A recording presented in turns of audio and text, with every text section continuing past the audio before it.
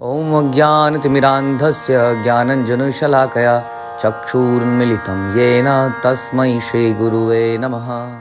ॐ नमो भगवते वासुदेवाय। ॐ नमो भगवते वासुदेवाय। ॐ नमो भगवते वासुदेवाय। श्रीमद् भागवतम खंड 1 अध्याय 2 और श्लोक संख्या 19। तदा रजस्तमो भाव कामलोभादयश्च ये चेत एतैरनाविद्धं स्थितं सत्त्वे प्रसीदति। यूं ही हृदय में नैष्ठिक प्रेमा भक्ति स्थापित हो जाती है, प्रकृति के रजो तथा तमो गुणों के प्रभाव यथा काम, इच्छा तथा लोभ हृदय से लुप्त हो जाते हैं, तब भक्त सतोगुण में स्थित होकर परम सुखी हो जाता है। तो यहाँ बता रहे हैं कि परम सुखी होने का क्या रहस्य है। क्या रहस्य है? जब नैष्ठिक भक्ति हृदय में स्थित हो जाती है। नैष्ठिक भक्ति किसको कहते हैं? यानी कि भक्ति में स्थिरता, दृढ़ता, अटूट भक्ति, इसमें उतार चढ़ाव समाप्त हो जाता है। आज मन कर रहा है, कल मन नहीं कर रहा है, ये नेचुरली आपके अंदर हृदय में आ जाती है, करनी ही करनी है। नैष्ठिक भक्ति, स्थायी भक्ति हमारे हृदय में स्थापित हो जाती है, तो प्रकृति के ये जो रजोगुण है, तमोगुण है, इनका प्रभाव समाप्त होने लगता है।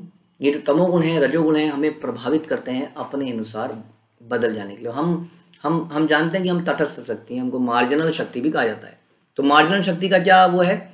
मार्जिनल शक्ति जो है इतनी सूक्ष्म है कि वो किसी भी चीज़ से प्रभावित हो जाती है। हम बहुत ही सूक्ष्म हैं, इसलिए किसी से प्रभावित होते हैं। जब रजोगुण आता है तो हमें कहता है काम कर, काम कर, काम कर, नाम कमा, नाम कमा, पैसा कमा, पैसा कमा, तो हम एकदम से खड़े हो जाते हैं। कोई मोटिवेशनल स्पीकर आता है, हमें बोलता है यस यू कैन विन, और हम निकल पड़ते हैं, हम होंगे कामयाब।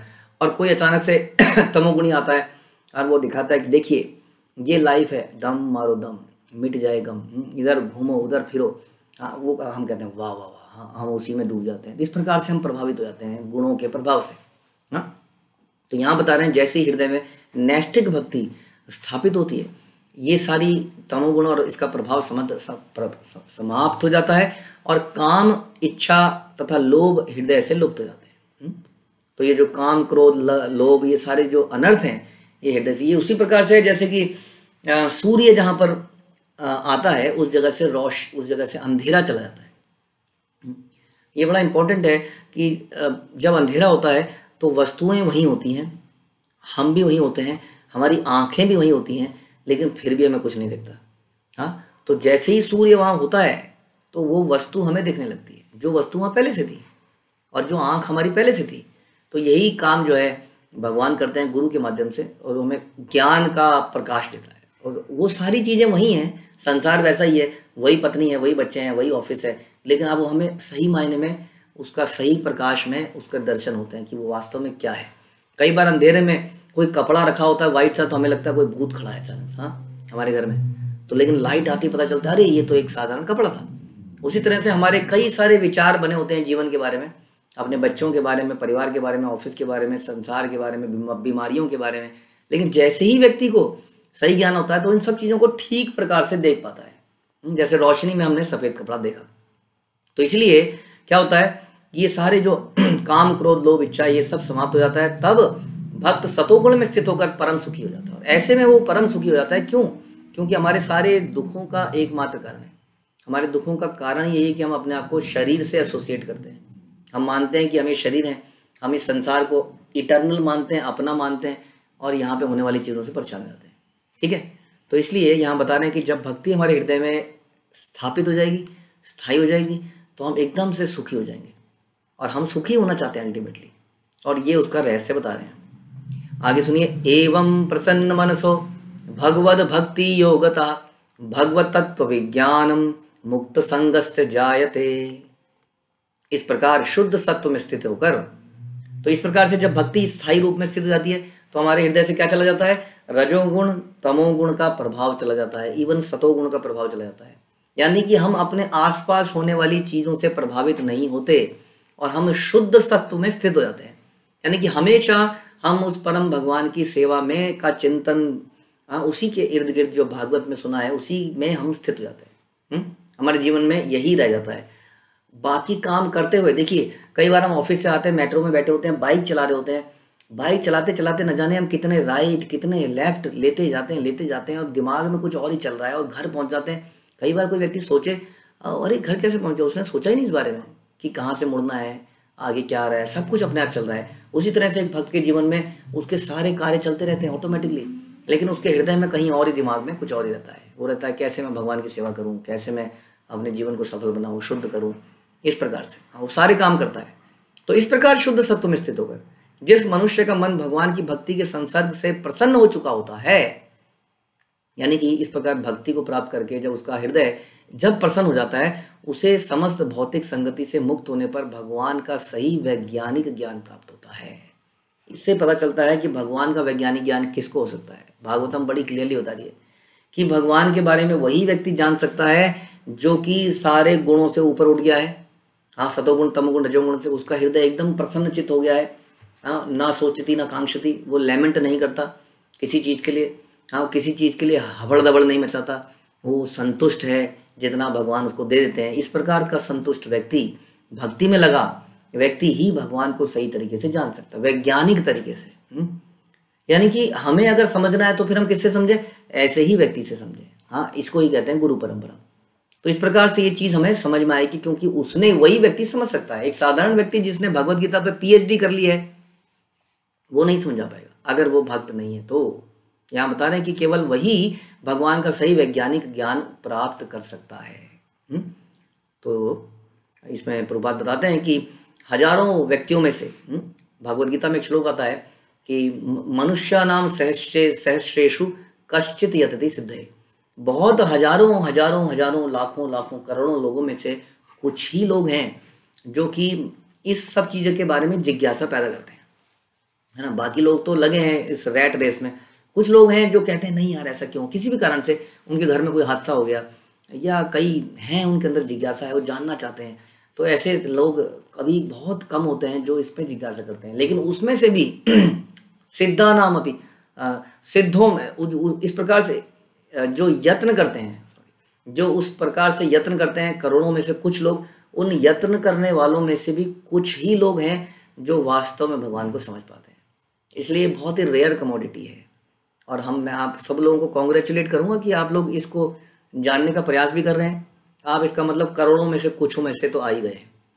अब तत्व रूप में इसको कौन जान पाएगा, जो इस रेस में, है ना, मैराथन में भागेगा। ये कोई शॉर्ट टर्म, हाँ, ये 2020 का मैच नहीं है, आप समझ सकते हैं। ये लॉन्ग टर्म मैच है, ये 5 डे मैच है। इसमें लॉन्ग टर्म तक जो लगा रहेगा वो अपने हृदय को शुद्ध कर पाएगा, और शुद्ध करके ही भगवान को समझ सकते हैं। नॉट बाय रीडिंग, क्या आप कहेंगे मैंने एक बार भगवत गीता सुन ली अब मेरे को समझ में आ गया, नहीं, ये तो हृदय की शुद्धता से है। हाँ, शुद्धता से ही हम समझ पाएंगे। शीशे को साफ करेंगे, धूल चढ़ी हुई को, तभी दिख पाएगा कि उस तरफ क्या है, क्या हमें मतलब क्या रिफ्लेक्शन आ रही है। तो यही बता रहे हैं कि बहुत कम लोग होते हैं जो ऐसा करते हैं। ऐसे अनेक पशुतुल्य मनुष्यों में से कोई एक ऐसा वास्तविक मनुष्य होता है जो मानव जीवन की जिम्मेदारी को जानता है, जो सही रूप से जानता है और बताए गए कर्तव्यों का पालन करते हुए जीवन को पूर्ण बनाने का प्रयास करता है। जैसा भी हमने बोला, बाकी लोग तो शारीरिक ड्यूटीज के इर्द गिर्द घूमते रहते हैं। जैसे कई लोग दुर्योधन के इर्द गिर्द इसलिए थे क्योंकि उन्हें लगा था दुर्योधन ने उनकी नौकरी लगाई थी, दुर्योधन ने उन्हें पैसा दिया था, दुर्योधन ने मेरे को ये किया था, अब इट इज माई ड्यूटी कि मैं इनके साथ रहूं। तो वो शारीरिक ड्यूटीज में ही बंध जाते हैं, भूल जाते हैं कि भगवान के प्रति कुछ ड्यूटी है। इसलिए बहुत कम लोग होते हैं जो इस ड्यूटी को समझ पाते हैं। जीवन में इस प्रकार सफलता प्राप्त किए हुए हजारों व्यक्तियों में से कोई एक व्यक्ति भगवान कृष्ण के विषय में वैज्ञानिक ढंग से जान पाता है।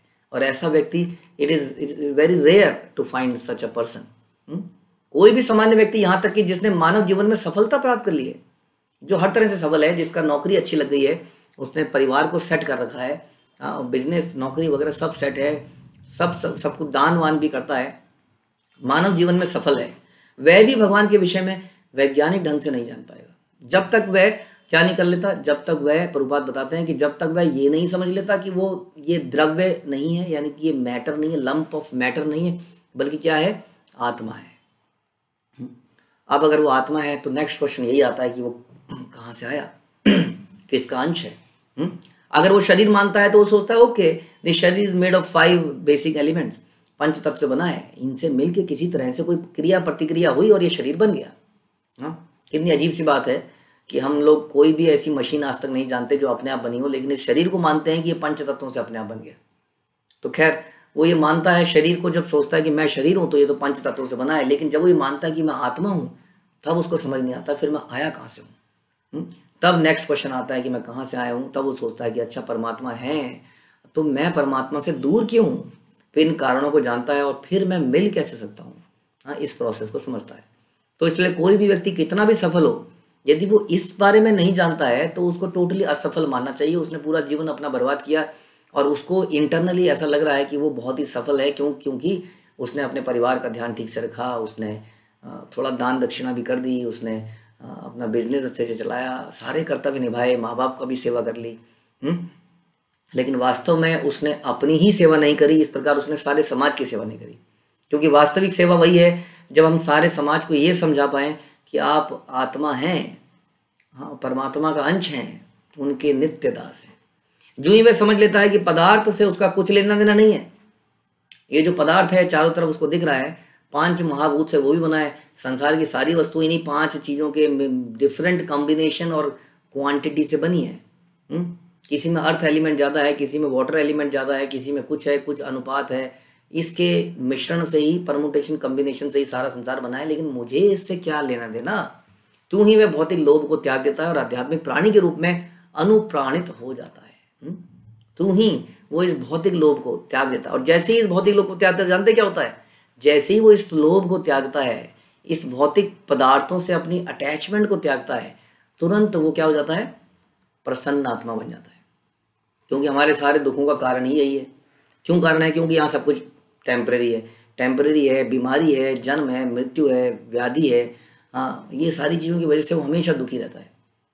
लेकिन जैसे वो अपने असली स्वभाव को जान जाता है तो समझ जाता है कि ये जो मरना है वास्तव में, ये जो बीमारी है तो एक प्ले में एक बीमारी की तरह है। जैसे एक पिक्चर के अंदर किसी एक्टर को अगर बीमारी हो जाए तो वो रोता थोड़ी है, हाँ वो उसको पता है कि अभी थोड़ी देर की एक्टिंग करूँगा, घर में जाकर आराम से बैठूंगा। तो उसी तरह से जो आदमी अपने आप को पहचान जाता है, वो संसार में रहते हुए भी नहीं रहता। जैसे हमने बाइक का एग्जाम्पल आपको दिया, वो हमेशा ध्यान वहीं लगा के रखता है, इसलिए वो प्रसन्न आत्मा बन जाता है। तो बहुत महत्वपूर्ण श्लोक यहाँ पे हमने सुने, किस प्रकार तीनों गुणों के प्रभाव से भक्त उठ जाता है और भगवान का ध्यान करता है, भगवान को समझ पाता है, इसलिए प्रसन्न आत्मा बन जाता है। ठीक है, ग्रंथराज श्रीमद् भागवत की जय, श्रील प्रभुपाद की जय।